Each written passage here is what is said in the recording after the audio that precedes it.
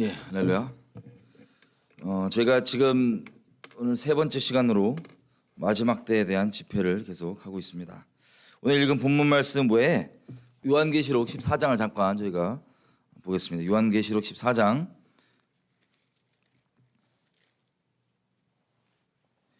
8절입니다.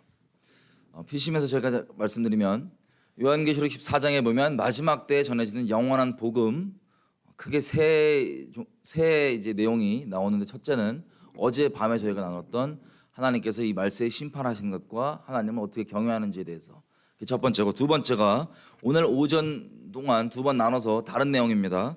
나눌 8절입니다. 8절 제가 읽겠습니다. 또 다른 천사 곧 둘째가 그 뒤를 따라 말하되 무너졌도다 무너졌도다 큰 성 바벨론이요 모든 나라를 그 음행으로 인하여 진노의 포도주로 먹이던 자로다 하더라. 아멘. 자, 요한계시록 17장 18장에 가보면 이 음녀에 대해서 자세하게 기록이 더 나와 있습니다. 요한계시록 17장 보면 이 음녀의 이름이 바벨론이라는 이름을 가진 것을 우리가 확인할 수 있고, 또 이 음녀가 2절 이렇게 되어 있습니다. 이 음녀로 인하여서 땅에 있는 지도자들과 땅에 사는 많은 사람들, 모든 사람들이 다 그 음란의 음행의 포도주에 취하게 된다. 그리고 4절에 보면 이 여자가 자줏빛 옷과 붉은 빛으로 옷을 입고 금과 보석과 진주로 꾸미고 손에 금잔을 가졌는데 가증한 물건과 그 음행의 더러운 것들이 가득하더라라고 얘기합니다. 자, 이 여기 나오는 비주얼이요, 출애굽기 28장 6절부터 나오는 제사장의 비주얼과 그 색깔들과 동일합니다. 청색만 빼놓고. 그리고 이 음녀가 6절에 보면 또 내가 보매 이 여자가 성도들의 피와 예수의 증인들의 피에 취한지라. 내가 이 여자를 보고 기이 여기고 크게 기이 여기니, 사도 요한이 깜짝 놀란 거예요. 보고, 아니 이 음녀가 지금 예수의 증인들의 피에 취해 있고 또 색깔만 보면 제사장과 같습니다. 청색만 빼놓고 이 비주얼들이. 그럼 결론부터 시간상 말씀드리면 이 음녀는 교회, 전 세계적 연합된 교회예요. 어떤 교회냐? 하나님을 배교하고 예수 그리스도가 아닌 다른 것을 믿기로 결정한 배교한 교회들의 전 세계적 연합. 이 모양으로 보니까 소위 로마 가톨릭을 필두로 해서 개신교가 여기 흡수가 되고, 또 우리 개신교뿐만 아니라 전 세계에 있는 온갖 잡종교들 있죠. 하나님이 아닌 다른 사탄을, 다른 이름이지만 결국엔 사탄을 섬기고 있는 다른 잡종교들, 이것들과 하나 다 모여서 가톨릭이 이 다른 종교들과 하나를 만들어 One World Religion이라고 표현하는 그 종교를 만든 이것이 바로 요한계시록 17장 18장에 나오는 음녀의 정체라는 것을 우리가 알 수 있습니다. 자, 그래서 요한계시록 18장 4절은 이렇게 얘기합니다. 또 내가 들으니 하늘로서 다른 음성이 나서 가로되 내 백성아 거기서 나와 그 죄에 참여하지 말고 그의 받을 재앙들을 받지 말아라. 자, 하나님께서 하나님의 백성에게 명하시는 게 뭡니까? 그 가증한 전 세계적 연합 가운데 머물러 있어라, 아니면 거기서 나와라입니다. 그죠? 왜냐하면 그 죄는 5절, 그 죄는 하늘에 사무쳤고 하나님은 그의 불의한 일들을 기억하시고 있고, 또 그가 준 대로 그에게 주고 그의 행위대로 갑절을 갚아주고 그의 섞은 잔에도 갑절이나 섞어 그에게 주라. 자, 이게 음녀가 들고 있는 이 잔이 보니까 이 금잔 안에 뭐가 있냐면 그의 섞은 잔이라고 되어 있습니다. 섞은 잔. 6절에 보니까 이 섞은 잔에 전 세계 사람들이 취한대요, 안 취한대요? 다 취한대요. 다시 결론부터 말씀드리면 뭐에 취하는 거냐?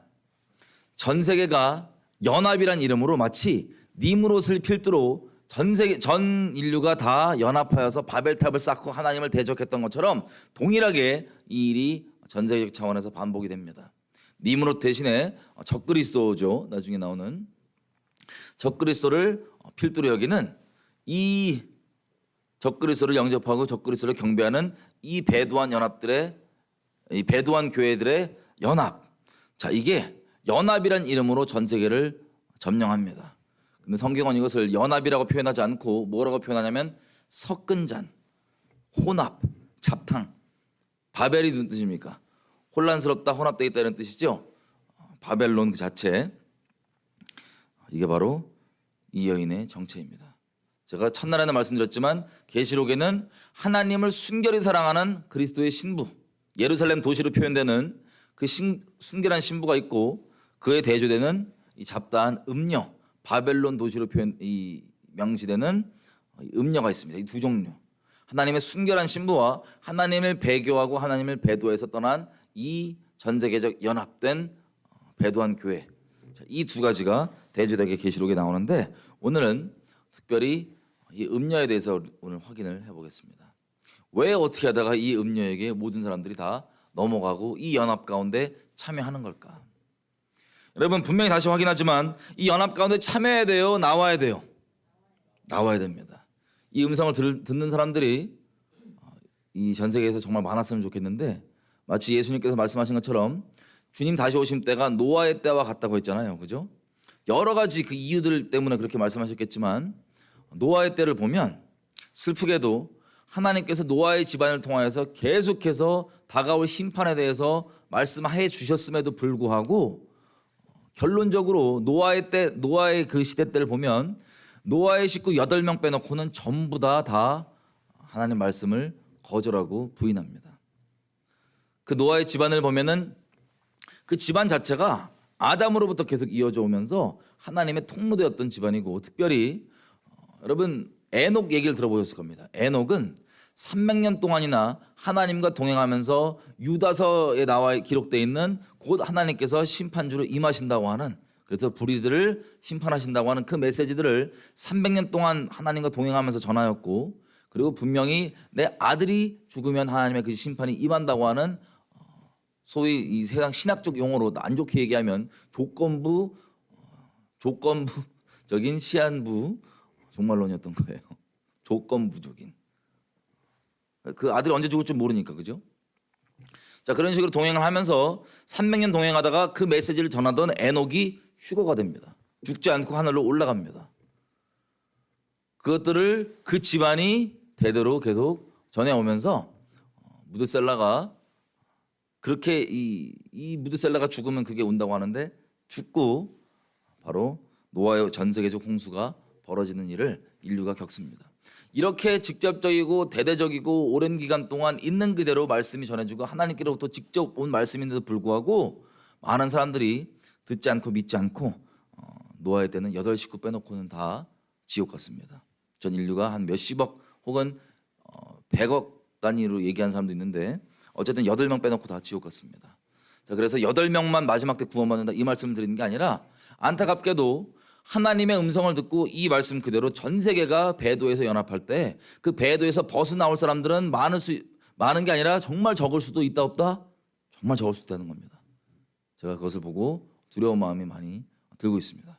왜냐하면 제가 개인적으로도, 저도 이제 나름 사역자로서 이렇게 돌아다니게 하셔서 주변에 사역한다고 하는 분들을 알 거 아니에요, 그죠?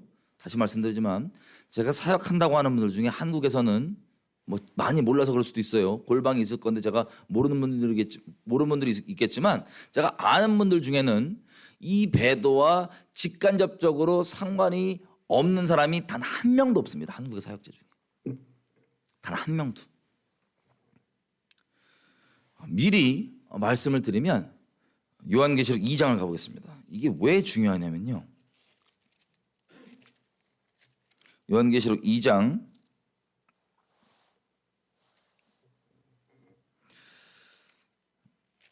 18절부터 보면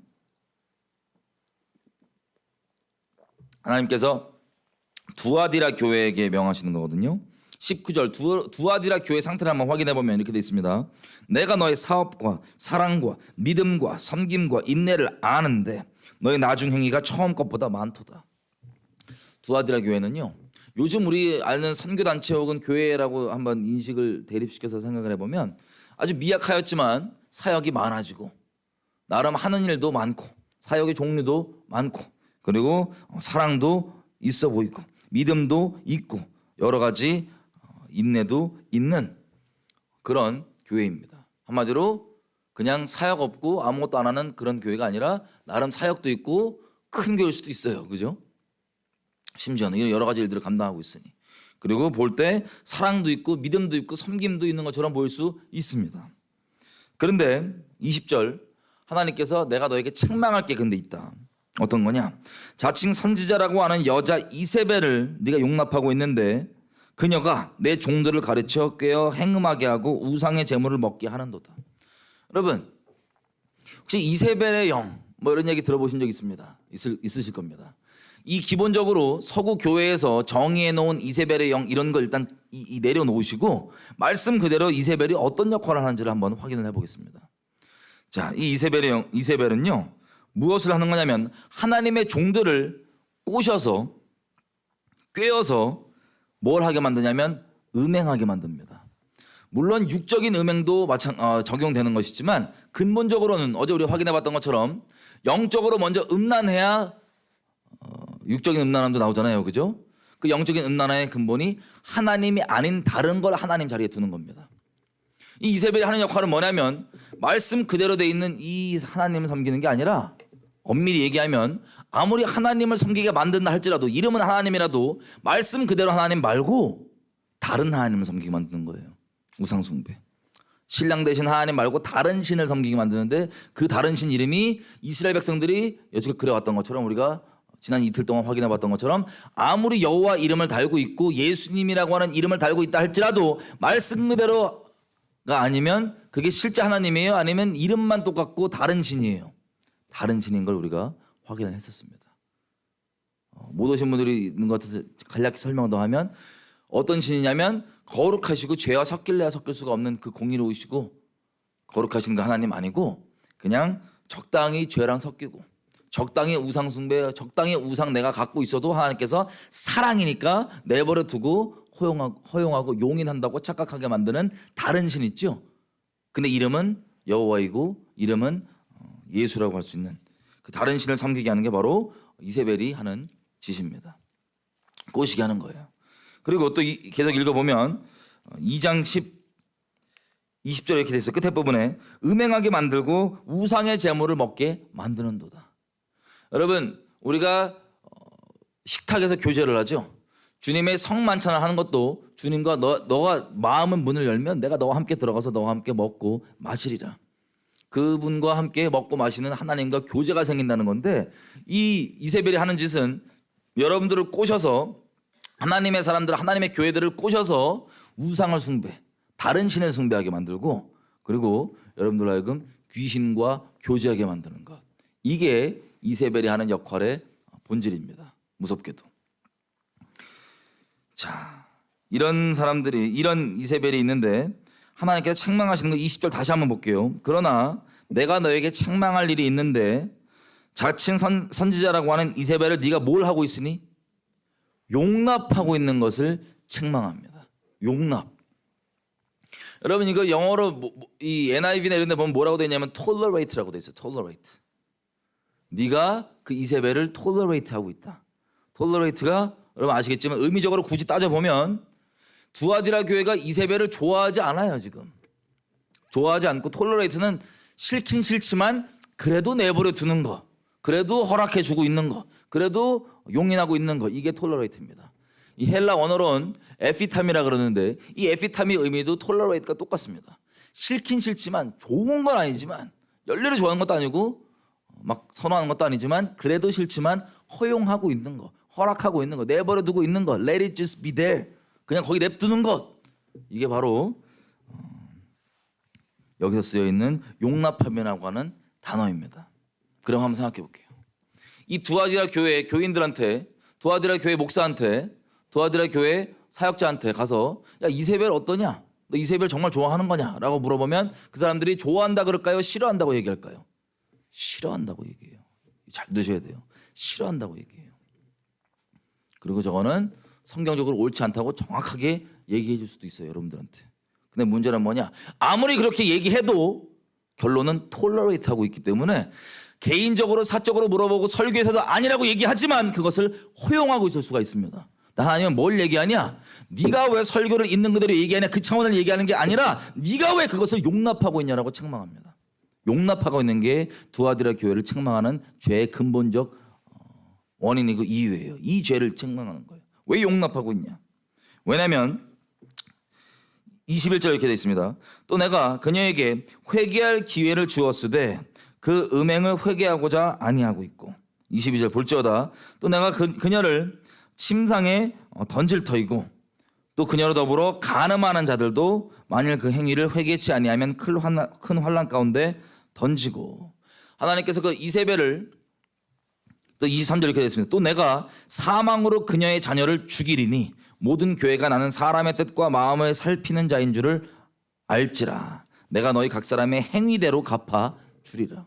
너희 말 말고 너희의 행위대로 갚아준다고 주님께서 얘기하시는데, 일단 하나님께 정하신 심판이 무시무시합니다. 여러분, 그런 우상 숭배 혹은 음란함, 다른 신을 섬기는 것들, 귀신과 교제하는 것들을 내버려 두는 게 여러분들 기준에는 크게 아닌 걸 수도 있습니다. 마치 두아디라 교회인들이 그랬던 것처럼 싫긴 싫은데 아닌 건 아닌 건데 용납하는 게 여러분들 크게 여기지 않을 수도 있습니다. 하나님은 뭐라고 명하셨냐? 자, 하나님 뜻대로 돌아가지 우리 생각대로 돌아가지 않죠? 하나님 뜻대로 돌아갑니다. 하나님 말씀대로 돌아갑니다. 하나님께서는 이것을 어떻게 보시냐면 22절에 그렇게 됐어요.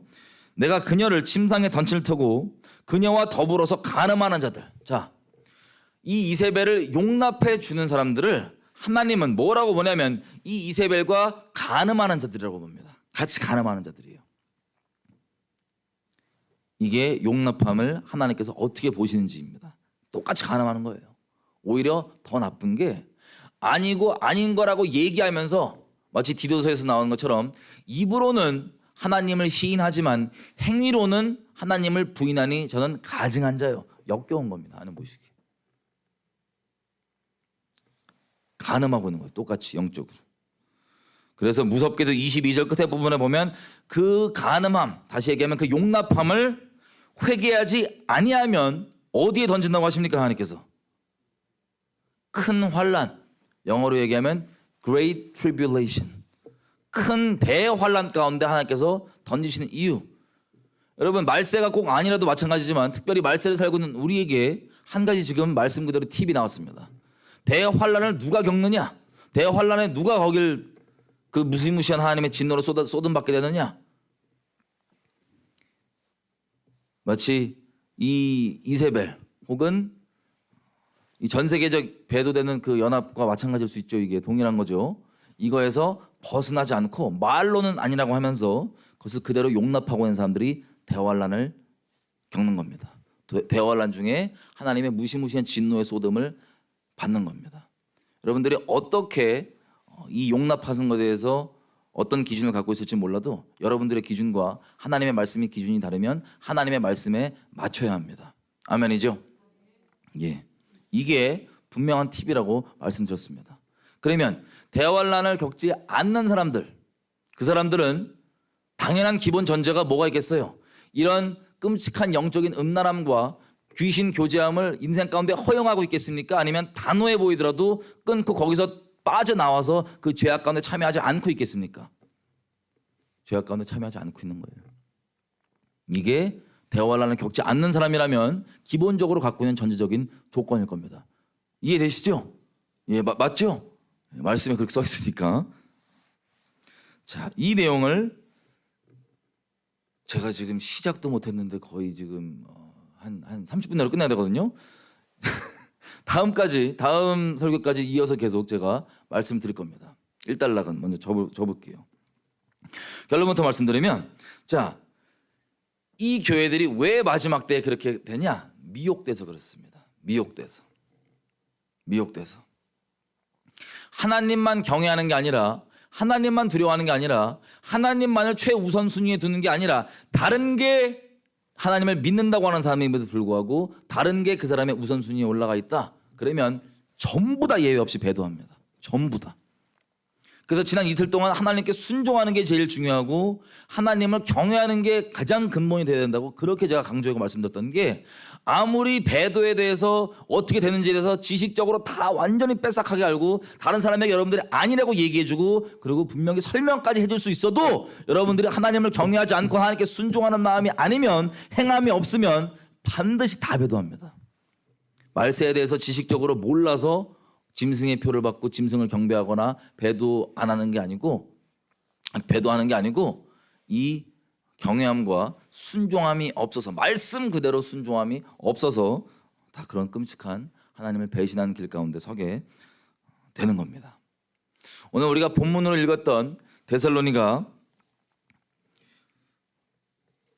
후서를 보면 팁이 나와 있습니다. 이 데살로니가 후서 2장 3절에 보면 먼저 배도하는 일이 있고 배교하는 일이 있고, 여러분 배교는요 세상 사람들이 하는 겁니까? 교회가 하는 겁니까? 세상 사람들은 배교할 게 없어요. 배도할 게 없어요.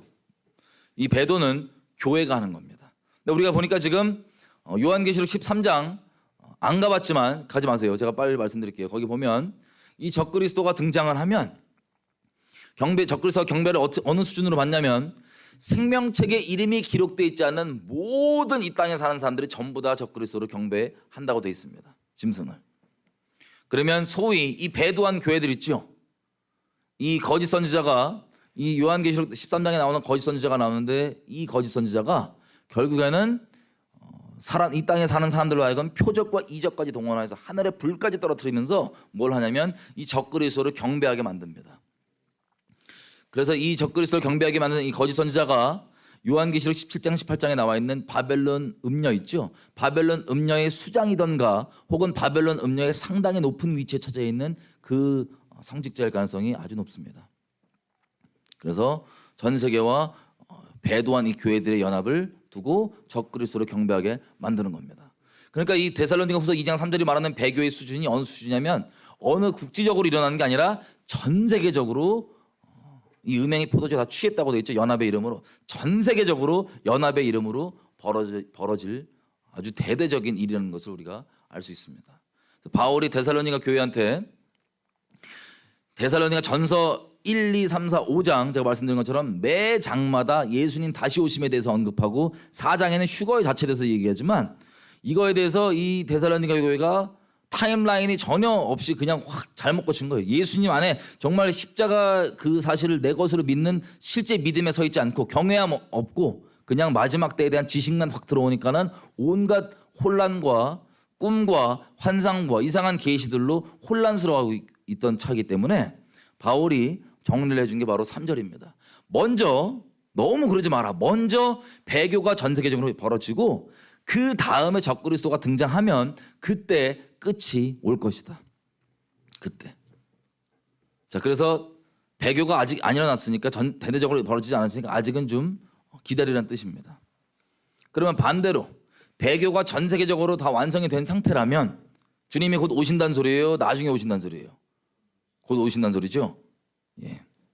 그럼 제가 구체적으로 그 사안에 대해서 가볼 수는 없지만 이번 시간상 그 배교는 이미 완성 단계입니다. 어떻게 확인할 수 있냐? 지금 시간과 다음 시간 가운데 말씀 그대로 우리가 어떤 게 배교인지를 확인해 보면 당장 이 자리에 있는 여러분들부터 개개인이 배교 중인지 아닌지를 스스로 확인해 볼 수 있으실 겁니다. 자, 그래서 와서 이 마귀가 배교하게 만들고 그리고 적그리스도를, 배교의 결론이 뭐냐면 적그리스도를 환영하는 거예요. 그럼 배교가 어떻게 오게 되냐면 결론이 이겁니다. 영적으로 이런 결과를 불어냅니다. 적그리스도는 마귀 자식이죠. 예, 마귀 자식인데 이 적그리스도를 환영하게 되고 경배한다는 소리는 뭐예요? 적그리스도를 나쁘게 본다는 소리예요? 좋게 본다는 소리예요? 좋게 본다는 소리입니다. 이 미혹이, 이 배교하게 만드는 이 미혹이 선악을 완전 뒤바꾼다는 소리예요. 선을 악하게, 악을 선하게 완전 뒤바꾼다는 소리예요. 그래서 마귀 자식이라 할 수 있는 적그리스도를 그리스도처럼 환영하고 그리스도처럼 영접하고 그리스도 취급까지 합니다. 전 세계가, 배도한 교회 포함. 자, 그런 일이 벌어지는데 이 적그리스도가 올 때 보면 9절 이렇게 돼 있어요. 9절. 이 악한 자의 임함은 사탄의 역사를 따라서 모든 능력과 표적과 거짓 기적, 자, 표적과 이적까지 다 동원하고, 그리고 9절 10절 불의에 모든 속임으로 멸망하는 자들에게 임하리니. 자, 이 배도하고 이 배도하게 만드는 미혹에 넘어가서 적그리스도를 환영하게 만드는 선악이 뒤바뀌게 되는 사람들은 결론적으로 뭐냐면 하나님께서 멸망하는 사람이라고 성경에 기록하고 있습니다. 멸망당하는 사람이에요. 구원받지 못한 멸망당하는 사람. 이 사람이 표적과 이적을 동원하고 뭐 예언도 있고 기적도 일어나고 이러면서 결론적으로 그리고 모든 진짜 속이는 거 있죠. 거짓말들 막 동원해갖고 속이는 것들까지 다 포함해서 결론적으로 진리를 믿는 게 아니라 거짓말을 믿게 되므로 선악이 뒤바뀌게 되는 그 미혹 가운데 빠지게 되는데, 어떤 사람은 억울하다 생각할 수 있습니다. 억울합니다. 그 사람이 잘못이 아니고 마귀가 속인 건데요. 반은 맞지만 결론적으로는 그게 다 맞는 말이 아닐 수 있습니다. 왜 그러냐? 이 성경은 계속 읽어보겠지만 왜 속게 되냐? 그 책임을 개개인에게 묻고 있어요. 그 속게 되는 결론적인 그 책임을 개개인에게 묻고 있습니다. 멸망당하는 자들인데 왜 멸망당하냐? 10절 중간부터 제가 읽겠습니다. 이는 그 멸망당하는 자들이 진리의 사랑을 받지 아니하여 구원함을 얻지 못했기 때문이다. 자, 당연히 교회의 간판을 갖고 있으니까 배교한 교회도 겉으로 봤을 때 구원받은 것처럼 보일까요? 안 보일까요? 보여요. 구원받은 것처럼 당연히 보입니다. 외모로는. 그런데 구원받지 못할 정도가 아니라 멸망의 자식들이고 적그리스도를 환영하는 선악이 뒤바뀌어 있는 배도한 집단들인데 왜 그렇게 되냐? 왜 여기에 속냐? 10절 중간에 보니까 뭐를 안 받아들였대요? 진리의 사랑을 안 받아들였어. 이건 그들의 초이스입니다. 그들의 선택입니다. 진리의 사랑을 안 받아들여서 이 전 세계적 미혹과 이 배도 가운데 넘어갔다는 겁니다. 그러면 반대로 얘기하면 지금 전 세계적 차원에서 배도가 벌어지는 말세라면, 말세에 내가 배도에 참여하지 않고 그리고 미혹에 빠지지 않는 기본적인 키워드 열쇠가 뭐겠어요? 나를 붙잡아 줄 수 있는 이 동아줄이 뭐겠어요? 나를 지켜주는 진리의 사랑입니다. 진리의 사랑.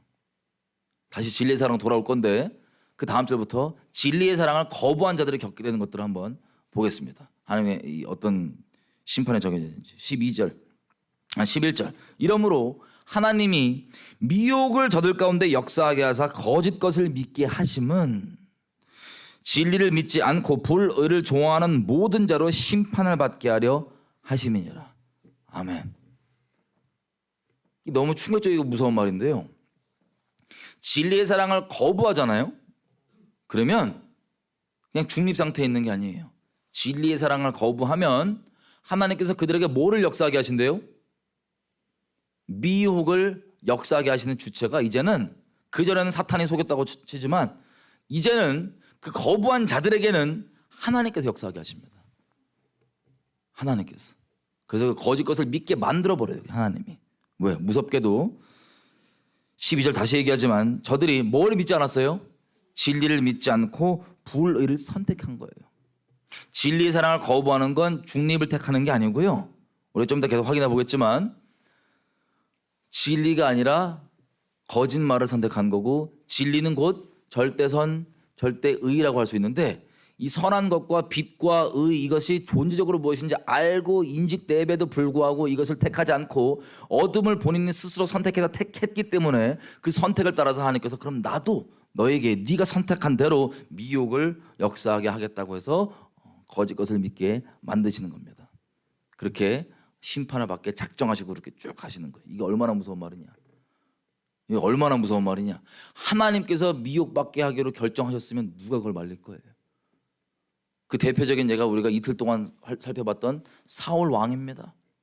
하나님이 직접 기름 붓고 직접 세웠고 포지션 자체가 이스라엘의 실제 왕임에도 불구하고 하나님이 몇 번 기회를 줬어요. 그죠? 몇 번 돌이킬 수 있도록 기회를 줬는데 그것을 대놓고 거절했더니 하나님께서 그때부터 여호와께서 부리시는 악신이, 여호와께서 부리시는 귀신이 사울을 계속해서 붙잡고 귀신 들려갖고 비참하게 살다가 자살로 인생을 마감을 하는 사울 왕이 바로 이 한 가지 샘플입니다. 하나님께 택하셨다가도 이 하나님을 부인하고 거절하고 하나님의 진리의 사랑 회개케 할 수 있는 기회들을 거절했을 때 그 선택에 따라서 하나님께서 어떻게 이 배신에 대해서 보복하시는지, 하나님을 배신함에 대해서 어떻게 보복하시는지 무섭게 확인해 볼 수 있는 샘플이 바로 사울 왕입니다. 자, 그래서 중요한 게 뭐냐면 10절에 나와 있는 진리의 사랑이에요. 이거를 꼭 붙잡지 않으면 여러분 미혹됩니다. 이게 없으면 다른 게 다 있고 여러분 사역 아무리 열심히 하고 성경 지식 아무리 많고 여러분들 어떤 직분이 있고 기름 부음도 있었고 은사까지 있다 할지라도, 성령의 은사까지 있다 할지라도, 날고기는 표적과 기적이 여러분을 통해 나온다 할지라도 이 진리의 사랑이 없으면 여러분들은 스스로 미혹될 뿐만 아니라 여러분들이 갖고 있는 수많은 달란트와 여러분 인생 전체에 하나님께 허락하신 모든 것을 여러분들이 활용해서 여러분뿐만 아니라 수많은 영혼들을 미혹하고 살다가 지옥 떨어질 겁니다. 그래서 진리의 사랑이 이 정도로 심각하고 중요하고 성경의 본질이고 핵심이라 할 수 있습니다. 이 진리의 사랑. 자, 제가 보니까 진리의 사랑을 지금 오전 시간에는 못 시작할 것 같고 제가 몇 가지 격가지를 좀 말씀드릴게요. 자, 이 진리의 사랑은 어렵고 복잡한 게 아니에요. 여러분들이 뭐 배워서 지식으로 아는 게 아니에요. 여러분 존재로 이미 알고 있는 겁니다. 진리의 사랑. 여러분 만약에 자식이 있는데요. 자식이 만약에 마약 중독자예요. 안 좋은 케이스인데 하여튼 예를 들면 마약 중독자예요. 혹은 동성애자예요. 근데 여러분이 자식을 진리의 사랑으로 사랑하잖아요. 그러면 그 자식을 케이스 A 말씀드려볼게요. 상황 A. 자식을 기분 안 나쁘게 해주고 친절하게 대해주고 윽박지르지 않고 소근소근 얘기해주고 하고 나긋나긋 젠틀하게 얘기해주면서 자식이 마약할 수 있도록 돈도 지원해주고 그리고 감히 자식 기분 안 나쁘게 하려고 누가 너한테 나쁘다 그러냐 마약죽 땡기십시오. 그리고 더 심각한 케이스는 마약을 말리고 이런 것도 아니고 마약 합법화를 위해 투쟁을 해줍니다. 내가 너를 위해서 데모 나가갖고 합법화 투쟁해주겠다. 너를 사랑하니까 너를 위하니까. 이런 부모가 있다. 끔찍하죠. 여러분 요즘 이런 부모들을 전 세계에서 속속 출하고 있습니다. 이게 케이스 A입니다. 케이스 B. 부모가 자식이 그런 끔찍한 죄악 가운데 매여 있는 것을 보고 방법도 말씀드리지 않겠어요. 그냥 다리 몽댕이를 분질러서라도 이놈을 그 죄악 가운데서 떠날 수 있도록 도와준다. 통로가 돼준다. 라고 하는 게 케이스 B입니다. 여러분 케이스 A와 케이스 B 중에 어떤 게 진리의 사랑인가요? 예, 여러분이 양심만 아직 확인받지 않은 상태라면 케이스 B가 진리의 사랑인 것을 다 압니다. 지금 확인해 본 것처럼 진리의 사랑이 어려운 게 아니에요. 그런데 진리의 사랑이 가장 희귀해진 곳이 어디냐? 사회 이전의 교회입니다. 이 진리의 사랑이 가장 희귀해지고 가장 거절받는 곳이 어디냐면 일단 사회이기 전에 교회예요. 교회. 그래서 교회들이 다 배도하는 겁니다. 혹은 여러분 개인에게 한번 생각해 보십시오. 이 진리의 사랑을 여러분 지식으로도 지금 대답도 하시고 답변도 하실 수 있고 정리도 되어 있으시지만 여러분 인생 가운데 누군가가 적용을 하거나 하나님이 적용을 하거나 주변 사람들이 적용을 하거나 라고 생각해 보면 그것을 진리의 사랑으로 받으시겠어요? 아니면 거절하시겠어요? 이게 여러분들의 영생을 좌우할 수 있습니다. 이게 여러분들의 선택이. 지식으로만 아느냐 아니면 이거에 대해서 여러분들이 어떠한 태도와 어떠한 마음으로 이것을 영접하느냐 거절하느냐.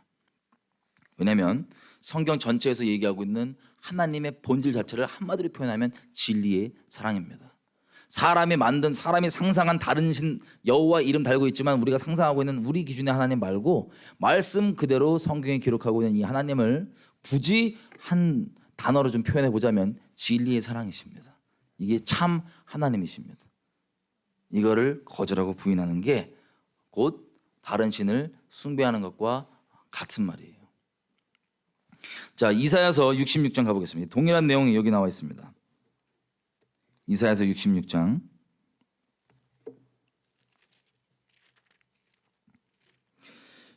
2절 제가 읽겠습니다. 2절 나 여호와가 말하노라 나의 손이 이 모든 것을 지어서 다 이루었느니라. 무릇 마음이 가난하고 심령이 통회하며 나의 말을 인하여 떠는 자 그 사람은 내가 권고할 것이지만 자 하나님을 경외하는 자 하나님의 말씀을 두렵고 떨림으로 받는 자들은 하나님께서 챙겨주신다고 합니다. 챙겨주시는데 문제가 3절부터 나오는 분들입니다. 3절 소를 잡아 드리는 것 살인함과 다름이 없고 어린 양으로 제사 드리는 것 개의 목을 꺾음과 다름이 없고 예물을 드린다고 하지만 돼지의 피를 뿌린 것 다름이 없고 분향을 한다고 기도한다고 하지만 우상을 찬송함과 다름이 없이 하는 그들은 자기의 길을 택하며 그들의 마음은 가증한 것을 기뻐한즉 4절 나도 유혹을 그들에게 택하여서 주며 그들이 무서워하는 그것을 그들에게 임하게 하리니 이는 내가 불러도 대답하는 자가 없으며 내가 말하여도 그들이 청종하지 않고 오직 나의 눈 앞에 악을 행하며 나의 기뻐하지 아니하는 것을 택하였음이니라. 아멘. 이거 너무 무섭습니다. 그죠? 3절에 보니까 이 하나님께서 이 동일한 말씀, 겉으로 볼 때는 3절에 나오는 이 사람들이 예배를 드리는 사람이에요, 안 드리는 사람이에요? 예배를 드리는 사람이에요. 제사의 모양이 다 갖춰져 있습니다. 우리로 따지면 기독교적인 요소와 모양이 겉모습으로 겉으로 볼 때 흠이 없어 보이는 사람일 수도 있고 다 갖춰져 있는 사람이에요. 근데 이들의 중심은 하나님께서 여기 잠깐 언급하신 것처럼 진리이신 말씀, 하나님을 있는 그대로 영접하는 게 아니라 그것 말고 다른 것들을 받아들인 사람이래요. 그 다른 것을 택한 사람이래요. 그래서 4절, 나도 유혹을 그들에게 택하여서 준다. 하나님이 직접 주체가 되셔서 그 미혹을 역사하게 하신다는 거예요. 왜냐? 하나님이 그냥 한 번에 그러시는 게 아니에요. 오해하지 마세요. 하나님께서 자비로우시고 인자하셔서 우리에게 기회를 많이 주십니다. 근데 그 기회를 주실 때 우리가 그 기회를 붙잡지 않을 때 최소한 한 번 이상은 주시는 것 같아요. 그 기회를 붙잡지 않고 다른 것을 택할 때 하나님 이렇게 얘기하시는 게, 내가 아무리 부르고 아무리 얘기해주고 아무리 그렇게 책망해주고 돌이키라고 얘기를 해줘도 저가 그것을 받아들이고 회개하지 않고 택하지 않고 다른 걸 택했기 때문에 내가 저들에게 미혹을 역사하게 하시겠다는 거예요. 선택은 다시 얘기하지만 하나님이 무시무시하시고 이분 너무 무지막지하다 이런 게 아니고 우리에게 선택을 맡겨놓으셨는데 그 선택을 우리가 하나님 아닌 다른 걸 선택하니까 하나님께서 그 우리의 선택대로 미혹을 계속해서 역사해 주시는 거예요. 무섭게. 그래서 5절에 보면 여러분 나중에 소망을 좀 가지시라고 팁을 드리면 이렇게 되어 있습니다. 5절, 여호와의 말씀을 인하여 떠는 자들아 그 말씀을 들을지어다. 자, 이렇게 미혹 가운데 매여 있고 하나님의 말씀을 업신여기는 자들 말고 하나님의 말씀을 경외함으로 하나님의 말씀을 택하고 말씀에 순독하는 자들 있죠. 그 자들아 이르시되 너희 형제가 너희를 좋아한대요, 사랑한대요, 미워한대요? 미워하며 내 이름을 인하여 너희를 쫓아내며 이르기를 여호와께서는 영광을 나타내서 너희 기쁨을 우리에게 보이시기를 원하노라 하였으나 그들은 수치를 당하리라 하셨느니라. 자, 이 어떤 일이 벌어질 거냐면요, 하나님을 말씀 그대로 순종하고 말씀 그대로 하나님을 경외하는 사람들은 미움을 받습니다. 세상에게는 당연히 미움받고 그건 말할 것도 없고, 여기 보니까 누구에게 미움을 받는데요? 형제라고 불림받는 자들에게 미움을 받고, 그리고 그들이 여러분들을 그 모임에서 내버려 둔대요, 아니면 쫓아낸대요? 출회시킨다고 쫓아낸다고 하죠. 자, 이 일이 벌어지는 게 바로 말세입니다. 이건 좀 이따 계속 볼게요.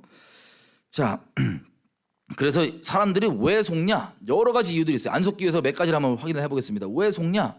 일단은 하나님께 듣고 움직이는 사람, 여호와 입에서 나오는 말씀대로 순종하고 살아가는 하나님과 동행하는 사람이 있다면 이 사람들은 일단 안 속아요. 기본 전제가. 왜? 함부로 뭐든 판단하지 않고 하나님께서 말씀하시는 대로 알기 때문에, 하나님과 살아있는 관계가 있기 때문에. 근데 그러지 않는 사람들은 뭐로 판단하냐? 하나님께 여쭙고 하나님께 듣고 움직이는 사람들이 아니라 그냥 자기 눈에 보이는 대로, 외모대로, 자기가 갖고 있는 하나님 그 자체가 기준이 아니고 자기가 갖고 있는 수많은, 심지어는 종교적인 기준이라 할지라도 자기가 가지고 있는 수많은 기준을 따라서 함부로 판단하기 때문에 이 배도 가운데 속습니다. 그중에 첫 번째, 외모를 한번 보면, 여러분 디모데 후서 가볼게요. 3장. 디모데 후서 3장. 디모데후서 3장 1절입니다. 네가 이것을 알아라. 말세에 고통하는 때가 오는데, 2절부터 통해서 4절까지 보면 여러분 잘 아는 겁니다. 사람들이 자기 사랑하고 돈 사랑, 자긍, 교만, 회방, 부모 거역, 감사치 않고 거룩치 않고 무정하고 원통 안 풀고 참소하고 절제하지 않고 사납고 선한 것 안 좋아하고 배반하고 팔고 조급하고 자고하고 쾌락사랑하기를 하나님 사랑하는 것보다 더하는 이 상태 있죠. 내면의 이 끔찍한 상태, 이것 때문에 말세에 고통한다는 겁니다. 여러분 인생 가운데 혹시 고통이 있으시면요, 여러분 확인해 보십시오. 하나님께서 주시는 고통이 아니라 여러분들이 이 10년 가운데 이 상태임에도 불구하고 회개하지 않음 때문에 오는 고통이 대부분의 그 고통의 원인들입니다. 어쨌든 이것 때문에 말세에도 많이 고통한다고 하는데 이게 내면에 완전 썩어 문드러져 있죠. 이 마음을 얘기합니다. 상태를 얘기합니다. 영적 상태와 이 내면을. 근데 무서운 게 있어요. 5절에 보면 상태는 이렇게 썩어 문드러졌는데 겉으로 볼 때 어떤 모양이 있대요. 5절에 보니까 경건의 모양이 있대요. 경건의 모양은 있으나 경건의 능력은 부인하는 자들이니 네가 이 같은 자들에게서 머물러라. 나가라. 네가 돌아서라. 이게 뭐랑 똑같냐면요, 요한계시록 18장 4절에 내 백성아 거기서 나와서 그 바벨론에서 나와서 그들이 받을 그 죄악 가운데 참여하지 말고 그 진노를 받지 말아라고 한 얘기랑 동일한 거예요. 왜 그랬냐? 겉으로 볼 때 이 배도 세력과 하나님을 섬기지 않는 이 끔찍한 세력이 겉으로 볼 때는 경건의 모양을 가지고 있어요. 그러니까 이사야서 66장 3절 보니까는 이들이 제사의 모양이 있어요, 없어요? 종교의 모양이 다 있다니까요. 심지어는 적당히 있는 정도가 아니고 흠이 없어 보일 겁니다. 이 좋은 샘플이 어디냐? 제가 첫날 말씀드린 것처럼 이스라엘은 이미 종말을 예고편처럼 겪었습니다. 바벨론 한번 포로로 끌려갈 때 예고편 1편, 그리고 예수님이 오셔서 이 돌 위에 돌 하나도 안 남기고 성전 박살난다, 너희가 칼날에 죽임당한다, 디아스포라 된다, 예루살렘이 이방인의 때가 차기까지 이방인들에게 밟히운다라고 이미 말씀드렸던 것처럼 이 2차 종말 예고편, 처음 바벨론 끌려갈 때는 70년에 다시 돌아왔던 1차 예고편이라 치면 2차 거의 1900년 동안 디아스포라로 끔찍한 일을 겪고 홀로코스트까지 겪으면 돌아와야 했던 이게 바로 2차 종말의 예고편이었고, 3차 전 세계 사람들이 다 같이 겪을 실제 종말이 예비가 돼 있는 겁니다. 그런데 이스라엘이 2차 종말을 겪을 때 보면 제가 첫날 말씀드렸던 것처럼 너무나 우상 숭배를 대놓고 해서 방종하는 이것 때문에 1차 포로로 끌려갔다 왔다면, 이거에 본질이 없으면 2차 때는 아예 정반대로 대놓고 우상 숭배가 아니라 세련된 모양으로 우상 숭배 모양은 하나도 갖춘 것처럼 보이지 않지만 본질은 하나님이 아니라 자기를 높이고 우상 숭배하는 종교와 하나님의까지, 종교의 모양과 하나님까지도 자기를 높이는 도구와 삼는 이 끔찍한 본질적인 자아 숭배라고 하는 이 우상 숭배가 보수적인 신앙 모양으로 나온다는 것을, 양극단이 있다는 것을 말씀드렸고, 선지서가 이 양극단을 경고한다는 걸 제가 말씀을 드렸었습니다. 자, 마찬가지로 서기관과 바리새인들 있죠. 예수님이 이 땅에 계셨을 때 서기관과 바리새인들이, 우리가 만약에 지금 서기관과 바리새인 얘기 들으면 나쁜 양반들 이렇게 생각하거든요. 이미 많이 들은 것들이 있기 때문에. 근데 우리가 그 당시 때 이스라엘 땅에 살았잖아요. 그렇게 생각하는 게 쉽지가 않아요. 그렇게 생각하는 사람 자체가 이상한 인간 취급받는 사람들 겁니다. 그래서 예수님도 영접이 안 된 거예요. 서기관과 바리새인들한테도. 왜 그렇냐? 여러분, 서기관과 바리새인들은요, 일단 겉모양을 얘기해 보면 기도의 사람들이에요. 기도의 사람들이에요. 말씀의 사람들이에요. 말씀을 밤낮으로 연구합니다. 모여서. 기도도 지금도 이스라엘 사람들 쉬지 않고 하거든요. 누가 안 시켜도 저 통곡예배 모여갖고 24시간 쉬지 않고 기도해요. 많이 기도한다고 무조건 좋은 게 아닙니다. 이사야서 1장 보면 너희가 내게 많이 기도할지라도 내가 듣지 아니하리니 너희 손에 피가 가득함이니라. 그리고 기도를 한다 할지라도 율법을 어긋나 있는 자의 기도는 여호와께 가증하니라 하는 잠언 말씀처럼, 내가 말씀 안에 서 있냐 안 서 있냐, 내가 진리를 따르냐 안 따르냐가 근본적인 우리 전제여야 되는데, 이거 없이 아무리 열심히 종교의 열심을 낸다 할지라도 그 종교의 열심은, 주님을 떠나 있는 종교의 열심을 낸 만큼 아주 열심으로 우상을 숭배하는 거예요. 열심을 낸 만큼 하나님을 대적하고 있는 거예요. 서기관과 바리새인들이 기도도 하고 날마다 성경을 항상 연구하고, 그리고 구제, 어려운 사람 도와주는 거, 이거 충만하고요. 사역 넘칩니다. 그리고 격식, 종교적으로 흠이, 우리가 그 당시 때 사는 이스라엘 사람들이면 종교적 흠이 보였을까요, 안 보였을까요? 인간의 눈에 안 보여요. 종교적 흠이. 누가 와, 저 사람들이 적그리스 세력이야 그러면 욕해요. 야, 말이 되는 소리. 저렇게 존경받는 분한테 함부로 얘기한다고. 저렇게 존경받으셔야 될 분한테 함부로 얘기한다고. 여러분, 근데 겉으로 볼 때는 그들이 종교적으로 아무런 흠이 없고 오히려 인간적으로 존중을 받으시고 리스펙을 받으셔야 되는 받으셨던 그런 분들인데 존중을 그 사회 전반적으로 존중을 받던 분들이에요. 절대 나쁘게 보이지 않습니다. 선 그 자체로 보이시고 종교적 흠이 없고 존경받은 분들인데 사람들한테 이들의 실상은 어떻습니까? 겉으로 경건의 모양은 있는데 경건의 능력은 부인해요, 안 해요? 아까 우리 저기 보면 5절에 경건의 모양은 있지만 이 적그리 세력의 특징이 뭡니까? 배도한 세력들의 경건의 모양은 있지만 경건의 능력은 부인하는 거래요. 경건의 능력이 뭡니까? 말씀 그 자체입니다. 하나님의 말씀을 있는 그대로 받아들이지 않고 이걸 부인하는 사람들, 그러면서 경건의 모양을 갖고 있는 사람들, 이 사람들이 적그리스도 세력이에요. 그래서 서기관과 바리새인들을 보면 내면은 예수님이 말씀 그 자체이신데 와갖고 기회를 줍니까 안 줍니까? 줘요. 하나님께서 와서 책망해 주시고 진리의 사랑으로 책망해 주고 하니까 심령이 확 찔립니다. 이 날카로운 양날검 같았고 예수님 만나니까는 그냥 심령이 찔리고 내 중심이 하나님 말고 나는 외식 떨고 있었구나가 확 드러납니다. 그래서 성경의 복음서에 보면 찔린다는 얘기가 엄청 많이 나오는데 찔리는데도 불구하고 이들이 회개해요, 안 해요? 사울 왕처럼 사람의 눈, 사람이 어떻게 보냐, 혹은 격식, 사람의 면 살리기 위해서 사람의 체면이 더 중요하다 보니까 요한복음에 뭐라고까지 표현하면 이렇게 얘기해요. 어떤 서기관과 바리새인들은 지식적으로는 저게 맞는다는 거 알아요. 예수님이 맞고 저게 메시아인 거 알아요. 근데 조용히 그걸 부인하고 있습니다. 그 서기관과 바리새인들 틈에 껴서 그걸 뭐라고 얘기하냐면 저들이 하나님의 영광을 구하지 않고 사람의 영광을 더 소중히 여기기 때문에 저 지경이 됐다고. 다시 말씀드립니다. 배도 마지막 때 벌어진다고 한 수많은 여러 모양들의 배도 있죠. 지식이 없어서가 아니에요. 여러분의 우선순위가 진짜 하나님이냐, 하나님의 영광이 여러분 인생 가운데 가장 중요하냐, 여러분 정말 하나님을 경외하냐, 하나님 말씀대로 지식으로 나불나불 되는 거 말고 말씀대로 여러분 실제 사냐, 이게 중요합니다. 이게 없으면 다 알아도 이렇게 배도하는 거예요. 이미 샘플로 서기관과 바리새인을 통해 봤잖아요. 우리가 서기관과 바리새인을 통해. 이 사람들이 겉모양은 흠이 없는데 예수님을 잡아 죽이는 무시무시한 적그리스도 세력이 이들의 실상이었어요. 마찬가지로 이 마지막 때에도 무엇을 통해 오냐? 마태복음 24장 잠깐 보겠습니다. 이거 보고 우리 마치면 될 것 같은데 일부를. 마태복음 24장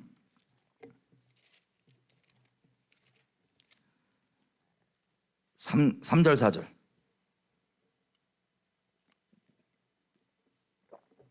제자들이요 마지막 때 무슨 일이 벌어진지를 물어봅니다. 무슨 징조가 있겠습니까? 라고 물어봤더니 예수님이 우리가 소위 말세하면 막 어려운 일들, 환란, 막 이 정도 뭐 어떻게 도망가네, 육적으로 이거밖에 생각 안 했잖아요, 그죠? 그게 중요한 게 아닙니다. 어제까지 확인해 본 것처럼 내가 말씀하는 순복하고 주님을 정말 따르고 순종하는 게, 하나님을 경외하는 게 제일 중요한데, 예수님은 조금 더 구체적으로 이렇게 얘기하세요. 제자들이 마지막 때 징조가 뭡니까? 라고 물어봤더니 4절 이렇게 됐어요. 예수께서 대답하여 가라사대 너희가 무엇을 받지 말라?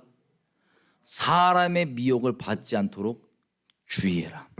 사람의 미혹. 이게 진리의 사랑과 다시 얘기하면 대치되는 거예요. 상반되는 게, 진리의 사랑을 상반되는 건 뭐라고 표현하면 사람의 미혹이라고 표현할 수 있습니다. 사람의 미혹. 이게 여러분들을 배도하게 만드는 핵심, 진리의 사랑과 대치되는 미혹입니다. 사람의 미혹. 어떤 거냐면 예를 들면 이런 거예요. 서기관과 바리새인들, 우리 사람 기준으로 봤을 때 나쁘게 보이지 않고 좋게 보이잖아요, 그죠? 그래서 진리를 유일한 기준으로 삼지 않고 그 여러분들이 눈으로 보이는 그 기준상 저분이 존경받으시고 저분이 흠이 없으시고 저분이 저런 사역하시고 큰 분인데 사역 크게 하시는 분 설마 잘못되겠어? 설마 다른 말 하겠어? 이게 사람의 미혹이에요. 예를 들면 이게 사람의 미혹이에요. 그리고 또 사람의 미혹들 뭐 다음 시간에 더 자세히 보겠지만 몇 가지 예고편을 또 드리면 이런 겁니다. 사랑은 사랑인데 진리의 사랑이 아닌 사랑이 전 세계에 아주 충만합니다. 교회 안에도 충만합니다. 저는 그것을 종교의 사랑이라고 부를게요. 종교의 사랑, 교회 내에는.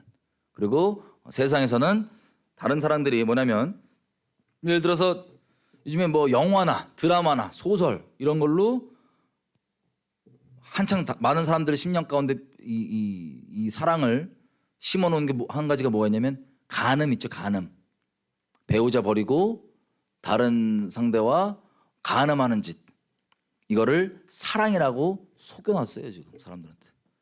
사랑에 대해서 세상 사람들 물어보잖아요. 그러면 결혼 밖에서 간음질하는 끔찍한 이 벼락 맞아 죽을 죄악도 사랑이라고 알고 있어요. 사랑이라고 인식을 해요. 이 죄악을 사랑이라고 커버해 줍니다. 간음도 사랑이고, 또 심하면 동성욕 있죠. 동성욕. 남자가 남자를 보고 성욕이 불듯 일어나는 이 동물 같은 동성욕. 이 동성욕짓도 사랑이라고 부릅니다. 동성애라 그러잖아요. 미쳐갖고 세상에. 속지 그게 무슨 놈의 사랑이에요. 동성욕이지 말씀대로. 그걸 사랑이라고 얘기합니다. 그런 것들을 용인해주고 용납해주고 인정해주고 하는 것들이 세련되고, 그리고 모던화된 것처럼 보이고, 그리고 이해심 많은 것처럼 보이고 포용적으로 보이는 이런 끔찍한 상태가 우리가 지금 살고 있는 시대예요. 그래서 이런 것들을 미화되어 있는 상태에 이 수많은 다른 종류의 사랑들 빼고 이 교회 내에서는 이 죄악들을 용인해주고 용납해주는 것들을 사랑이라고 얘기해요. 이 종교의 사랑입니다. 이런 식으로 사랑들이 진리의 사랑과 아예 다른 게 여러분들 인생 가운데 가득 차 있기 때문에 사랑으로 오면 그걸 누가 나쁘게 봐요. 만약에 그런 것들이 사랑의 이름으로 저와 여러분에게 접근하면 In the name of love 오면 그냥 모든 게 다 그냥 용납되는 거예요. 모든 게 다 그냥 허용되는 거예요. 그 미혹으로 엄청나게 여러분들로 하여금, 저와 여러분들로 하여금, 교회들로 하여금 교회가 교회되지 못하도록, 그리고 하나님을 따르지 않도록 다 속여놓은 지금 이 시대에 우리가 지금 살고 있고, 이게 정점을 치고 있습니다. 자, 그래서 우리가 기도하면서 좀 마쳤으면 좋겠는데, 지금 시간 됐죠? 맞죠? 예. 기도하면서 일부러 좀 정말 인트로의 인트로밖에 시작을 못했어요. 인트로의 인트로. 그래서 다음 시간까지 쭉 이어서 할 텐데, 만약에 다음 시간까지 커버가 안 되면 오후까지도 이 내용을 쭉 해야 될 것 같습니다. 지금 보니까. 근데 이게 제일 중요한 거예요. 정말 중요한 거예요. 여러분들이 여지껏 갖고 있던 수많은 여러분들 안에 선악으로, 그리고 이미 견고하게 자리 잡고 있는 여러분들의 기준들이 반드시 내려지지 않고서는 이 진리의 사랑들이 받아들여지지 않을 수 있습니다. 지금 시간 우리 기도할 때, 하나님, 내가 다른 것 말고 진리의 사랑 가운데만 거할 수 있도록 도와주십시오. 아니면 내가 다른 거 말고 예수님만 정말 소중히 여기고 다른 영광 구하지 않고, 그리고 신앙 우리가 이 주일마다 일주일에 한 번씩 와갖고 예배 드리는 이 자체가 껍데기 얼굴 도장만 찍는, 아까 이사야서 66장 3절에서 얘기했던 그 껍데기 얼굴 도장만 찍는, 와서 주님의 얼굴을 뵙는 것도 아니고 주님을 사랑하는 것도 아니고 하나님을 경외하는 것도 아니라 그냥 종교짓, 이거 안 하면 안 될 것 같고 이거 안 하면 재수없는 일 생길까 봐 나오는 그런 의례적인 종교 수준으로 주님을 내가 뵙는 거라 한다면, 관계를 맺고 있다면 반드시 미혹되는데, 하나님, 내가 주님을 그렇게 따르기 원하고 내가 모든 진리 가운데로 인도돼서 진리의 사랑 가운데 터잡고 하나님을 그렇게 사랑하길 원하오니 내게 은혜를 베풀어 주시고, 내 알고 있는 다른 것들, 말씀과 다른 것들이 있다면 다 깨뜨려 주시고, 나를 주님을 아는 데서 그치지 않고 실제 행함으로써 주님과 동행하며 이 말씀 가운데 구별되는 자가 될 수 있도록, 구별되는 자가 될 수 있도록 나를 인도하여 주십시오. 주님 은혜 한번 구하며 주여 한번 외쳐 기도하시겠습니다. 주여!